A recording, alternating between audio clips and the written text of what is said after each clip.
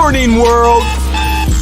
Welcome to the Rise Up with Dragon podcast with your host, Dragon.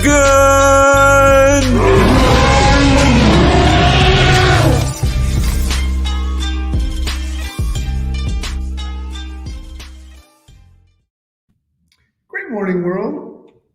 This is your boy, Dragon, coming back from another worldly experience.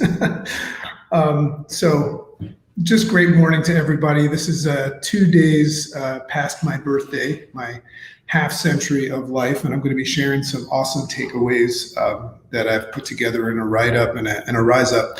But for those of you that don't know, I just spent 2 weeks in South Africa because we went out. My daughter that we're adopting was denied entry, so we went out there and spent some time with her, and it was an interesting experience. You know, one of the things that I love in my practice as a Stoic and just all my studies of consciousness and everything like that, I love when I have opportunities to try all this stuff out. You know. And those opportunities don't come on the days where everything's going well. They come on the days when the shit hits the fan. So I've learned, and this is something that I constantly speak about, I've learned to get excited about adversity and challenges because it's an opportunity to try some of this stuff out, see if it works, right? So while I was in South Africa, first of all, it's in the just the deepest part of the winter, so it's very cold there. And I know that sounds strange. I think when people think about South Africa, they think that there's going to be like giraffes and buffaloes running around. But the truth is that right now it's freezing cold there. Like you literally have to wear a jacket even when you're like in houses and stuff. But at the same time, while I was there, the country whose government is just always on the verge of collapsing through the ex-president in jail. And he's kind of, I won't use any names, but he's kind of like somebody in this world that gets ousted every now and then. So anyway, he got put in jail, like real jail.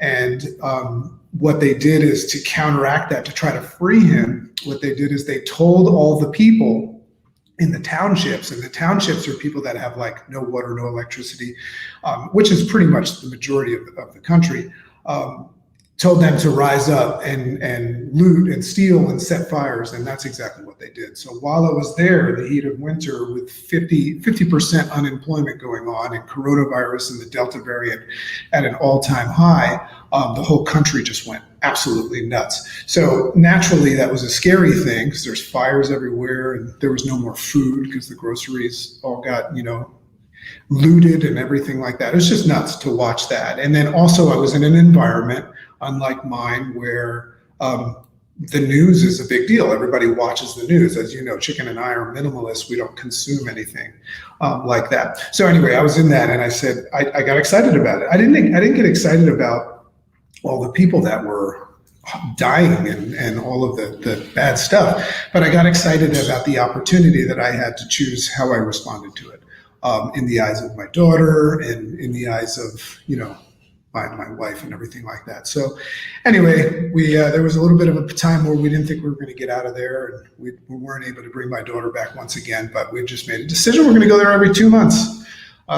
So that's why it's a great morning. And I guess that's just a quick reminder before I start this up that it's always a great morning when we decide that it's a great morning. So great morning, world. Some people joining us on Clubhouse. We will have a interactive after party if anybody wants to hang out on this topic. And what I'm going to be talking about today is I'm going to be talking about my biggest takeaways from the past 50 years. And I know that sounds crazy, but when I sat down, I recognized, and maybe you can relate to this, that a lot of these things that I've learned over the years they're fresh on my mind right now because I'm writing books about it. I'm doing a lot of talks and things like that. So I just said, let me just make my journal entry today, which was really yesterday, about my biggest takeaways. And my intention behind this was to share them with you. So you'll be able to watch this as a recorded live or listen to the edited version on the podcast. But I want to share these things with you so you don't have to spend 50 years to learn them. Although there's value in that, and maybe you can make sense of some of these ideas and tools and things that I've learned along the way, and use them to accelerate your life during this impermanent experience that we're having right now, this unpredictable, impermanent experience. And maybe one day you can get excited about the shit hitting the fan. So you can try some of these things. So here we go. Here's my 50th birthday special Rise Up with Dragon. So the first thing I did was when I woke up that day, because I was in South Africa and I was kind of out of my structure and everything, but I was still doing my rise ups. So I was waking up every morning at about 5 and I was doing some writing. So on the day of my birthday, when I woke up, first of all, I was 6 hours ahead of Eastern time. I started to do a journal entry. But I realized first, from a place of gratitude, that I woke up for the 50th time around the world, per se, to greet this 50th year of life, and I decided to reflected and dedicated that journal entry to this question. And I think this is a question anybody can ask themselves. And the question is, what is your one biggest takeaway from the last 50 years that you could share with everyone, all of the chickens and dragons out there, that you can share with everybody, and attempt to pay forward a lesson that could help them accelerate. So this is the intention of it. Now, why would I want to help people accelerate? Well, selfishly, it makes me feel good, right? And that's something that I've learned. There's another takeaway. Help them accelerate with less resistance to their preferred location in life. I used to use the word desired location, but I think that location and goals is a preference. So what's the secret to fulfillment, growth, success, and everything people claim that they want, right? So that when I asked that question, I just booted up a whole bunch of shit in my head, and I said, wow, so many takeaways. So I decided to build towards it, and this is kind of something that I do in the 15 days of discipline. I don't jump on one idea. I work through all of the ideas and all of the takeaways to unveil at the end my ability to create that space, to use a rational part of my brain to come up with the one. And I figured it out. So first, I want to share some of the biggest takeaways that I recognize that led me to the one. So here they are. So all you need to know in life is what you want and what matters most, right? All you need to know is what you want and what matters most, and accept only things and people that support your progress towards it. That's a big takeaway. All you got to know is what you want, why, and accept only things that are in support of it. So how about this one? Embrace the suck. I've talked a lot about this. Embrace the suck. The sucky things in life are gifts from the universe. The sucky things in life are gifts from the universe that force out the version of you that's needed to handle the things that you'll need to overcome to get to where you want to go in the future. Embrace the suck. Here's another. Learn to pause. I talked a lot about cognitive distancing, separating yourself from giving value to things, and the power of the pause. Learn to pause in the face of the things that happen in life and create enough space. This is one of the biggest ones it's not the one, but learn to pause and create enough space between your reaction, your knee-jerk reaction, and the thing that happens, so that you can identify what actually happened, whether or not it actually matters. This is a Socratic method that you're going to use with yourself. If it actually matters, if it's any of your business at all, does it have anything to do with where you're going? And is it under your control or out of your control? That's a big one. That's a big part of the interface response system. So all negative feelings, here's another. All negative feelings that we feel are potentially just that, feelings.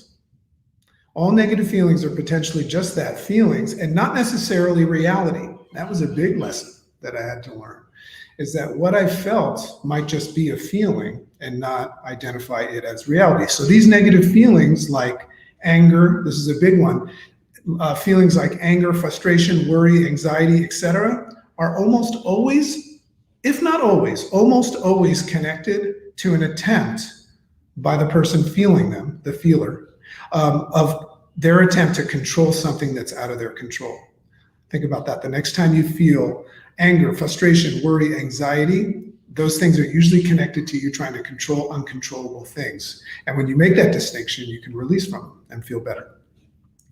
So things that happen don't cause you to spiral downward. Things that happen don't cause you to spiral downward, right? It's the judgment of those things that do. Big takeaway there. Saved my life. That one saved my life. Here's another. Only on a healthy body rests a healthy mind. Like most of you know that I started this personal growth journey started with personal growth, right? Which ironically was personal shrinkage. I lost 80 pounds about 14 years ago. And what I realized, and I heard this quote, and I have to give this credit to this guy I met named Kai Liekefert. He said his mom used to always say this to him about the importance of health. He says, only on a healthy body rests a healthy mind. Never heard that before. And what I learned, and this is what I'm offering you, the quickest way to activate your life, if you're stuck in life, if you're ever stuck and jammed up, the quickest way to unstuck and get yourself moving in a positive direction is to focus on getting healthy. It's something completely under your control. You can control what you drink, what you eat. You can control what you don't eat and don't drink. And you can control your movement, even if you have a small amount of ability getting healthy. All else that you want and need will organically follow. It will all build. It's like the tip of the spear. So it can't be done in reverse. You cannot fix your brain without fixing your body. On a healthy body rests a healthy mind. That's a big one. Here's another. The true value of getting physically, mentally, and financially healthy is in its creating a situation for you which has more resilience and equipping you with a more effective and efficient response system to better handle the uncontrollables of life. So here's what's important about that one. What that means is that all of these things that we do and we practice, if I go out and get physically, mentally, and financially healthy, what's the true value of it? And how will you determine that you've succeeded? How do you determine that you're successful? So what I learned, and this is my share, is that success comes on the day where the shit hits the fan and there's adversity and you handle it with grace. So that was a big one, because what that did is it gave me the ability to recognize something that we have to on the days that we don't believe in ourselves, and that is the juice is worth the squeeze, right? So the squeeze is the hard work that we put in. The juice is the day that you become unfuckwithable. So whatever you're working on right now, if you're working on things to make more money, how will it help you to make more money? Well, I would assume that if you ever have the shit hit the fan and you have a financial stress and you have more money, you'll be able to handle it with grace. You get the idea. Here's another. It's okay to want, this is a big one. It's okay to want things for yourself. And the word selfish is not a bad word. I always was taught that selfish was a bad word. It's not a bad word. In fact, you and I are similar in many ways, and here's one. None of us think, say, or do anything that has no value. None of us. Even if we serve God or we go to church or anything like that, it does something for you. So it's okay to get, right? And there's better situations than others, but you're allowed to become rich in life. And it doesn't have to do with money.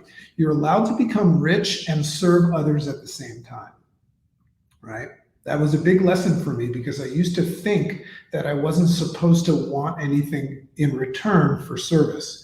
But it feels good to serve people, right? And I became rich with the currency of goodwill. And then the money thing was another challenge. It's okay, as a matter of fact, there's books on this, but I believe this. God wants you to be rich. And what that means is that God wants you to serve others, and he's willing to pay you very, very well for it. Big, big lesson. Hope that one settles in. So here's another. Recognize the unpredictable impermanence of your time in this life. Recognize it. Just be open and recognize it. Because sometimes when we say things like, now's not a good time, that's identifying that you don't understand, that you don't know how much time you have, right? So procrastinating the things that you fear is the vacuum cleaner that will suck and steal your time. So think about that time, the unpredictable impermanence of it, and recognize that anytime we spend procrastinating and delaying, That's a vacuum cleaner that sucks that time dry. So take more risks, fail more, and learn to do uncomfortable things like I'm doing right now. This is still very uncomfortable to do a podcast, to go live, to show myself, and to potentially screw up all the time. I do this for one selfish reason. It's me practicing personal growth and discipline. I put myself in an uncomfortable situation. For those of you that know, my biggest fear is public speaking. So take more risks, fail more, and learn to do uncomfortable things. You'll unlock the secret door that leads to the room where all magical things happen. I remember I saw Hamilton, and there's a great song in Hamilton, and it says, "The room where it happens." It talks about, I want to be in the room where it happens. Well, you got to be in the room where the magical stuff happens, and the only way that you gain access to that room is by screwing things up more. Go out and screw up today more, and don't be afraid of it, because it's the way. So the most successful people that I've met fail more than you. That's a big one. So when I learned that, I decided to go out and fail more. So don't be afraid of what others think. This is a big one. We talked about this the other day on our Truth Bombs. So big shout out to the Obsessed Girls and Dr. Nima. We were talking about this. Don't be afraid of what others think. The truth is that others don't spend as much time observing you and your actions and caring about them as you think. If anybody ever gives you criticism towards what it is that you're doing, it doesn't have to do with them caring about you. It has to do with them trying to alleviate pressure and problems of their own. So don't be afraid about what others think, because people don't think about you as much as you think or hope. Okay? So you're pretty much invisible, as a matter of fact, and should feel free to be yourself. Be yourself. Hashtag let your crazy out. Let it out more often.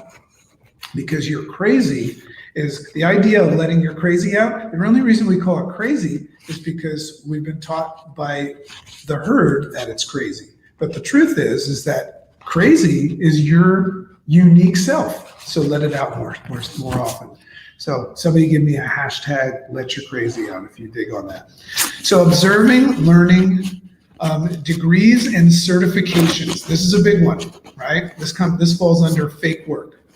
And we're all looking to get certified and validated in life, so we can get unconsciously caught up in this. Observing, learning, and all these degrees and certifications that we go out and spend time to get are distractions, included with listening to this podcast right now. That's why I always invite people to let it go and go to work.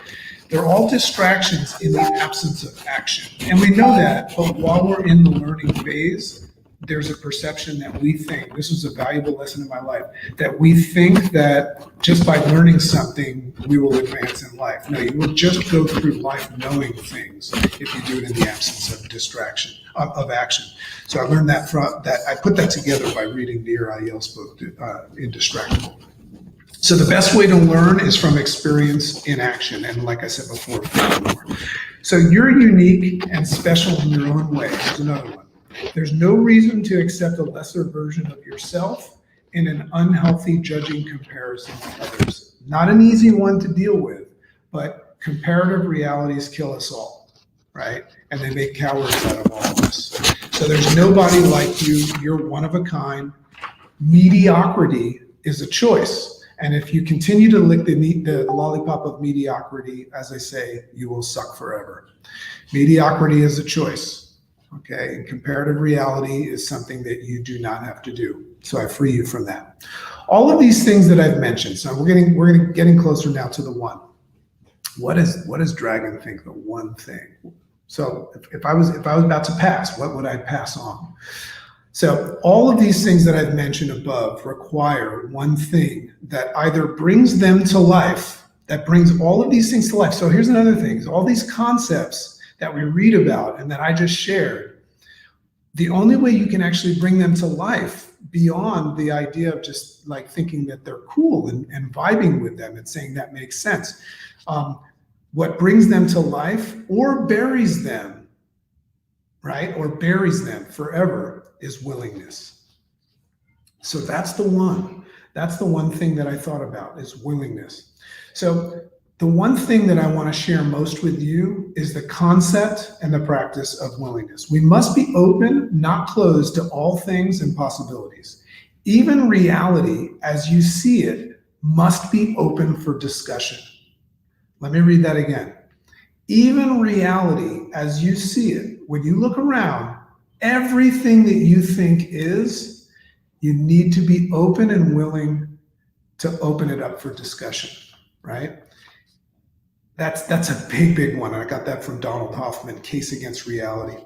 It's the birthplace for all that you desire in growth and expansion. Willingness. Willingness creates the space for the magic. So the question is this: to what degree are you willing to receive all that comes your way today? Now, Eckhart Tolle, a beautiful mind. And here he gave me something, and I'll offer this to you. I don't know how many people write these things down, but there's just so many nuggets in these. And by the way, I didn't make any of this up. This comes from stuff that I learned. So Eckhart Tolle says this, and I recommend that you write it. He says, first accept, then react. Think about that for a second. The first thing that we do with anything is accept it. Don't shut it out. Accept it. Be open to it, be willing, right, to accept it, then react. So my whole interface response system is all about teaching people a more efficient way of reacting, right? But first we have to accept it and create a little bit of space. So this is crucial, as our unwillingness to accept the things that are going on, here's what I'm trying to say. The unwillingness of to accept the things that are going to happen no matter what, the things that are going on, like, let's look at it, adversity and the experience of negative feelings. If we learn to accept the things that are non-negotiable, meaning they're gonna happen anyway. Remember what I said before about those negative feelings, trying to control uncontrollable. If we can learn, and this is part of the interface response system, if we can learn to accept the things that are non-negotiable and not buy into them as fact, which is why we have to, everything's got to be open to discussion, including all this shit that I'm saying right now. Accept them and not buy into them as fact or as descriptions of who we are, right? Even if you woke up today and you had a positive mental attitude, and it's got to be open for discussion, everything. We reclaim control of the controllables and our destiny when we start to do this, when we start to gain access to what it is that we are in control of. And one of the things that I've learned to be in control of is to question everything. It's okay to believe in something, but you have to always remain open to the fact that there might be something else. So, however, we must first become willing. This is why I chose it as the one. We must first become willing to do so. If you're reading a book or listening to a podcast like this, and you're in search of something, you're a seeker of happier, healthier, wealthier, right? You're looking for answers. If you find the answer, I'm inviting you to be willing to the fact that you might have found the answer that feels right now. But I'm just saying, be willing to question everything. Because all we see in the history and evolution of man and woman is that there's always a different way, right? So how do we become willing? It's just a choice and a decision. If so, why are some willing to accept and be vulnerable and others not? So I have to address this. I believe that it's all in the level of conscious awareness of this game or simulation that's taking place. And what I mean by that is, once again, I think it all has to do with to what degree you can consciously be aware that this is all potentially just a game, right? That's ever changing, that's taking place. So if I'm willing to accept things, that means that I must in some way trust that being willing is safe and a good idea. So if I'm to become open and willing, something inside of me needs to say that that's a good idea. Why would I do anything that's not a good idea? So if I have a bad reference, and this is the work that I've been doing, if I had a bad reference point from the past where I opened up and became willing, so here's the idea: is becoming open and willing a good idea? Because that's what I'm offering. But if you think it's a bad idea, you won't do it. So if I had something happen in the past where I opened up and became willing, but then got burnt, well, naturally, and this is stored in your amygdala, your knee-jerk reaction to the idea of being willing or vulnerable would be that it's a bad idea. So those stored memories, and they get stored in the hippocampus, those stored memories in my hippocampus will work to validate the initial fear as a real thing and trigger fight, flight, or freeze. So if you have past experience of making yourself vulnerable, if you are here in this reality, I'm just trying to make you aware of this. If you make yourself vulnerable now, and you're having a negative experience fire off in your brain, well, your brain will easily sell you, your prefrontal cortex, on the idea that it's a bad idea, and that's where fight, flight, or freeze come. So we must be willing to take the time.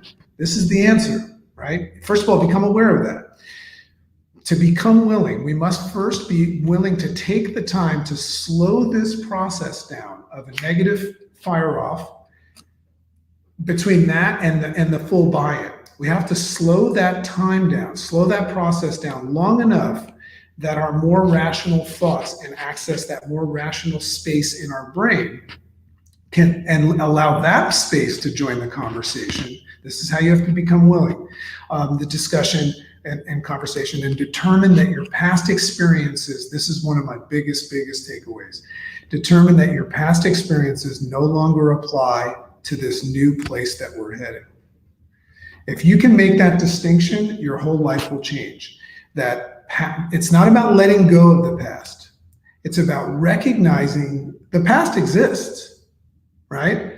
But the question is does the past, your past experience, and all of these things that have programmed your brain, are they something that applies in the future? Where you're going in the future, does your past experience apply anymore? So that was a big one. So that's how you become willing. You have to be open and willing by embracing and understanding that. So remember this, and this is my close. This is a great quote that I read that I thought was a great way to tie this up. So the capacity to learn is a gift, right? If you have the capacity to learn, it's a gift. The ability to learn is a skill. You can work on that. My great friend Jim Quick teaches people how to learn. And if you learn more, you can also develop the capacity. So you can become gifted if you work on the skill of learning. So the capacity to learn is a gift. The ability to learn is a skill, but the willingness to learn is a choice. And that's by Brian Herbert. And you know what I love about that? My gift to you is simple and profound at the same time. It's a reminder that you get to choose how the rest of your story unfolds simply by being willing and open. So my last question in my Rise Up was, are you willing? So that was my big takeaways from the past 50 years of life. And all I can say to close this out is, when you reach 50 years old, the perception of it is greatly tainted by what you've been taught getting old is all about. One of the things, and this is part of my interface response system, is being aware of what actually is and what isn't. And I have been taught since birth what getting old means. Is it a good thing? Is it a bad thing? Do things get better? Do things get worse? And I catch myself, because a lot of times people say I feel old, and we also, when you get to 50, you naturally, and remember, feelings are feelings. It's okay to feel things, but that doesn't mean that they're real. You naturally start to feel like you're running out of time, right? As if 49 was any different, as if 30 was any different, as if 15 was any different because of the impermanence. So what I'm doing right now, this is another, I'm open and I'm willing to just embrace everything. First of all, I have a lot of gratitude that I've been gifted with 50 years, and it's been wonderful. And it's given me a lot of time to find my way here. And one of the things I like to do is help others not suffer so much, although suffering is important. But I'm not buying into anything. I'm not buying into pain and suffering as a bad thing. I'm not buying into getting old as a bad thing. I'm just going to come greet you every day with the same thing and just say, great morning world.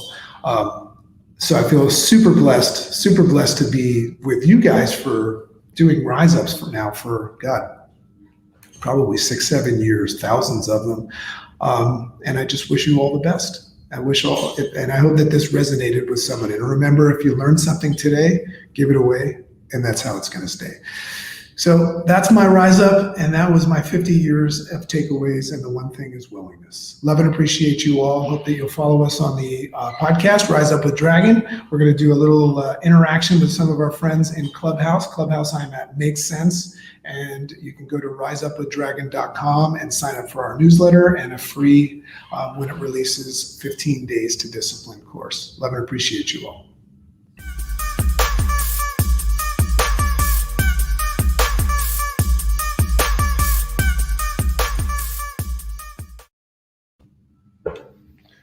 All